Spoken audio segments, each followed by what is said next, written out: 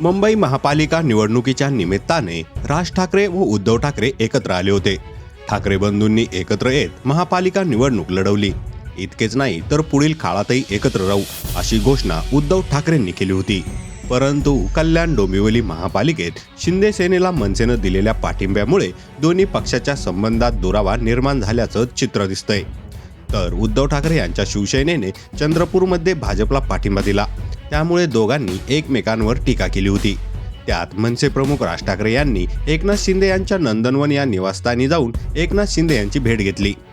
भेटीच्या पार्श्वभूमीवर ठाकरे गटाचे पक्षप्रमुख उद्धव ठाकरे यांनी एक महत्त्वाचा निर्णय घेतलाय.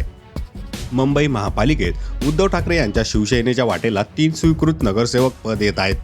त्यापैकी एक नगरसेवक पद उद्धव ठाकरे यांनी मनसेला द्यावे अशी मागणी केली जात होती. त्यातच आता उद्धव ठाकरे यांनी यासाठी त्यांच्या पक्षातील 3 स्वीकृत नगरसेवकांच्या नावावर शिक्कामोर्तब केलाय. त्यामुळे हा राज ठाकरे यांच्या मनसेसाठी मोठा धक्का मानला जात आहे. स्वीकृत नगरसेवक पदासाठी उद्धव ठाकरे यांच्या शिवसेनेकडे इच्छुकांची मोठी यादी होती.